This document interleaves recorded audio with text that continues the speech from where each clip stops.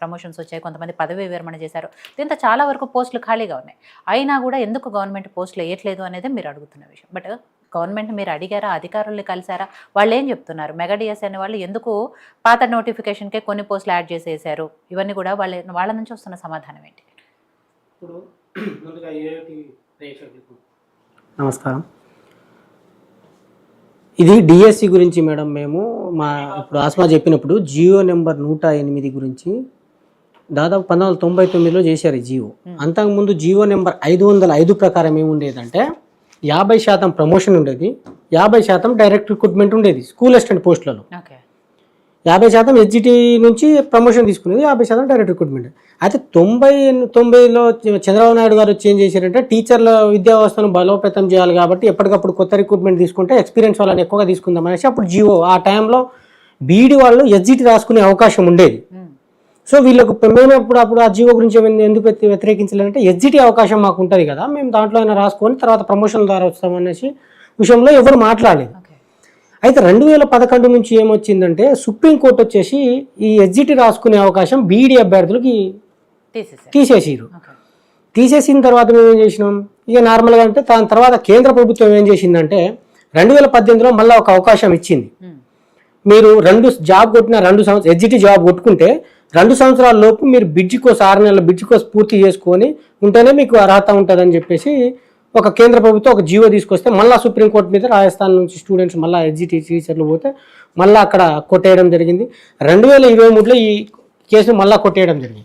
అప్పుడు ఏం జరిగిందంటే ఆ కేసులో Devesh Sharma versus union of India ఇది జరిగితే అప్పుడు ఏం చేసిర్రు, బీఈడి అభ్యర్థులకు ప్రత్యామ్నాయ అవకాశాలు ఆ రాష్ట్ర గవర్నమెంట్లోనే చూడాలని చెప్పారు. ఎందుకంటే బీఈడి వాళ్ళే ఎక్కువ చేసిన వాళ్ళు ఉంటారు. ఈ డిఈడి అనేది కోర్సు మొన్న పెట్టిరు కాబట్టి బీఈడి అభ్యర్థి అనుకుంటారు, వాళ్ళకి అన్యాయం జరిగే అవకాశాలు ఉంటాయి కాబట్టి ఆ రాష్ట్రాల్లో బీఈడి అభ్యర్థికి న్యాయం చేసే అవకాశం ఆ రాష్ట్ర ప్రభుత్వాలకు ఇవ్వడం జరిగింది. కానీ ఇప్పుడు దాకా ఈ రాష్ట్ర ప్రభుత్వాల్లో ఒక్కరు కూడా పట్టించుకోలేదు 2023 నేత. అయితే మేమేం చేసినాం, లాస్ట్ టైం డిఎస్సి వచ్చిన తర్వాత మేము ఇదే జీవో కొట్టేయాలని చెప్పేసి 7 రోజులు నిరాహార దీక్ష చేశాము. అప్పుడు దుద్దిల శ్రీధర్ బాబు గారితో మేము చర్చలకు పోయినాం. ఇప్పుడు ఎన్నికల కోడ్ ఉంది, మాకు చేయడానికి ఏం అవకాశం, అప్పుడు ఎంపీ ఎన్నికల కోడ్ వచ్చింది, చేయడానికి అవకాశం లేదు కాబట్టి మీరు ఎట్టి పరిస్థితుల్లో ఈ ఎన్నికలు అయిపోయిన వెంటనే మేము దాని గురించి ఆలోచిస్తామన్నారు. ఆ రోజు ఎడ్యుకేషన్ దేవసేన మేడం గారు అనుకుంటా, ఎడ్యుకేషన్ డైరెక్టర్ దేవసేన గారు మేడంతో కూడా మాట్లాడితే ఆలోచిస్తామన్నారు. దాని తర్వాత ఇప్పుడు అది మరుగున పడ్డది. దాని తర్వాత మేము ఇదే విషయమై డిప్యూటీ సీఎం భట్టి గారిని కలిసినాం. అప్పుడు మళ్ళీ ప్రిన్సిపల్ సెక్రటరీ బూరా వెంకటేశ్వర గారిని కలిసినాం. దాని తర్వాత సీతక్కని కలిసినాం. తర్వాత మన ముఖ్యమంత్రి ముఖ్య సలహాదారు వేం నరేందర్ రెడ్డి గారిని కూడా కలిసినాం. తర్వాత అందరమే ఒక 30-40 మంది ఎమ్మెల్యేలు కలిసినాం, వాళ్ళతో లెటర్ రాసినాం. కానీ వీళ్ళు ఇప్పటిదాకా ఆ జీవోలు మారుస్తలేరు, దాని గురించి మాట్లాడతారు.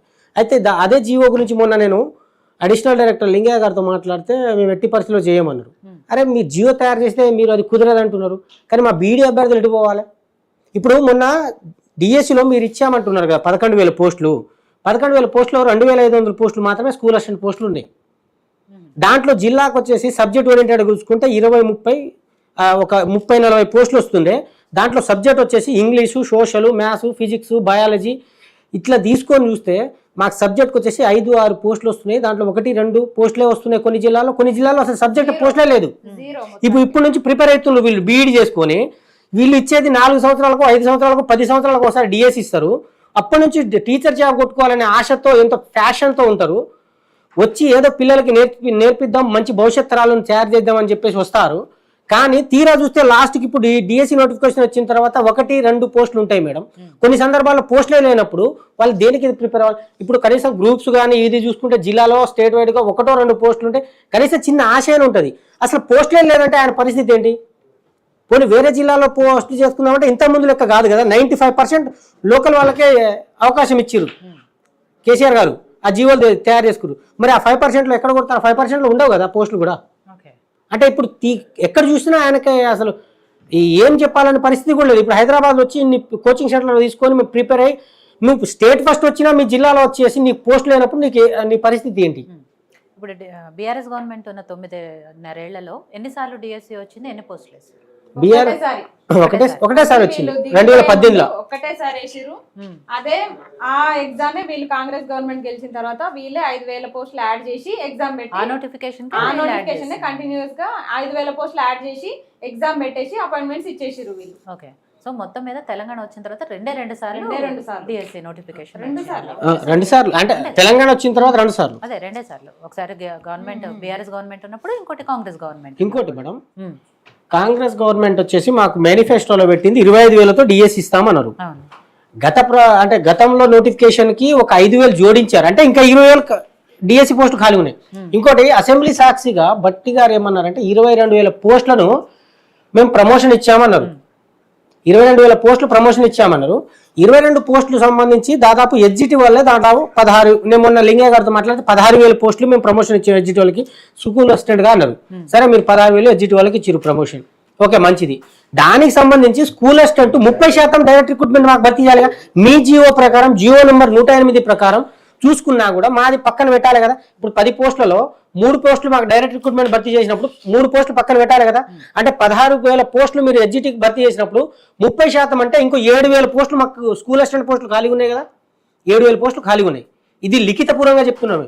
మీరు మాట్లాడింది అసెంబ్లీ సాక్షిగా మీ చెప్పిన విధంగానే 30% మాది పక్కన ఉండాలి. అదేవిధంగా మొన్న ఎంత దాదాపు 4,500 పోస్టులు మళ్ళా ప్రమోషన్ ఇచ్చారు.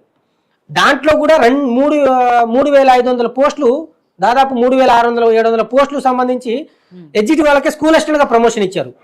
ప్రమోషన్ ఇచ్చినప్పుడు అక్కడ కూడా 30% చూసుకుంటే మాకు ఇంకో 12,000, అదొక 12,000 ప్లస్ ఈ 16,000 కూడా ఖాళీలు అయినాయి కాబట్టి డైరెక్ట్ రిక్రూట్మెంట్ చేయాలి. సరే, అది దాని గురించి మాట అంటే 7 ప్లస్ మొత్తం 16 ప్లస్ 7 మొత్తం 24,200 పోస్టులు డిఎస్సి ఖాళీగా ఉన్నాయి, స్కూల్ అసిస్టెంట్ కానీ ఎస్జిటి కానీ. ప్లస్ ఈ పీఈటీ కానీ, ఆర్ట్ కానీ, క్రాఫ్ట్ కానీ, లైబ్రరీ కానీ ఇవన్నీ కూడా డిఎస్సి ద్వారానే వస్తాయి, ఫిల్ చేయాలి. ఇవన్నీ కలుపుకొని ఇంకో 6,000 అటు ఇటు 30,000 పోస్టులతో డిఎస్సి ఖాళీ ఉంటే మేము 5,000 ఇస్తాం, 6,000 ఇస్తామంటాం. అసలు ఏ రాష్ట్ర ప్రకారం ఇస్తున్నారు మీరు 5,000, 6,000? ఇంకోటి, మొన్న ఏపీలో ఏం జరిగింది డిఎస్సిలో అంటే, వాళ్ళు ఫస్ట్ సర్దుబాటు చేసిన తర్వాత ప్రమోషన్ ఇచ్చి దాని తర్వాత నోటిఫికేషన్ ఇస్తున్నారు. అంటే వాళ్ళు సర్దుబాటు చేసేసిన తర్వాత ఒక 10,000 పోస్టులు ఖాళీగా ఉన్నాయి అనుకోండి, దాంట్లో 7,000 పోస్టులకు సంబంధించిన, 6,000 పోస్టులకు సంబంధించిన వాళ్ళు భర్తీ చేసి ప్రమోషన్లు ఇచ్చి మిగతా డైరెక్ట్ రిక్రూట్మెంట్ ద్వారా భర్తీ చేస్తారు. వీళ్ళు ఏం చేస్తారు తెలుసా, ఫస్ట్ ప్రమోషన్లు ఇస్తారు. ప్రమోషన్లు ఇచ్చేసిన తర్వాత మా 30% మిగిలిన పోస్టులకు ఏం చేస్తారు అంటే సర్దుబాటు చేస్తున్నారు.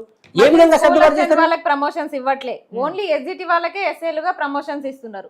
మరి స్కూల్ అసిస్టెంట్ వాళ్ళకి జేఎల్లుగా ఎందుకు ప్రమోషన్స్ ఇవ్వట్లేదు? ఇప్పుడు 70% ప్రమోషన్స్, 30% మళ్ళీ డైరెక్ట్. ఈ గవర్నమెంట్ వచ్చిన తర్వాత 2 times ఇచ్చిరు ప్రమోషన్స్ కూడా. పోయిన సంవత్సరం ఇచ్చారు, మళ్ళీ ఈ సంవత్సరం ఇచ్చారు. అరే, మీరు ప్రమోషన్ ఇచ్చినప్పుడు 30% డైరెక్ట్ రిక్రూట్మెంట్ భర్తీ చేయాల్సింది, మరి వెంటనే డిఎస్సి ద్వారా భర్తీ చేయాలి కదా. నువ్వు ఎందుకు ఆపుకుంటున్నట్టు? దీనికి ప్రభుత్వమే సమాధానం చెప్పాలి. సో మనతో పాటు డిబేట్లో జాయిన్ అయ్యారు బీఆర్ఎస్ పార్టీ సీనియర్ నాయకులు బొమ్మెర రామూర్తి గారు. తనతో కూడా మాట్లాడదాం. నమస్తే అండి రామూర్తి గారు. 9.5 ఏళ్ళ అధికారంలో ఉన్నారు.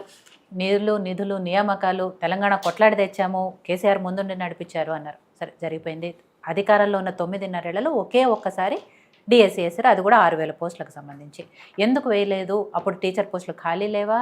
ఎందుకు వేయలేదు అని. సరే, మీరు చేసే అప్పుడు ఇవ్వలేదు కాబట్టి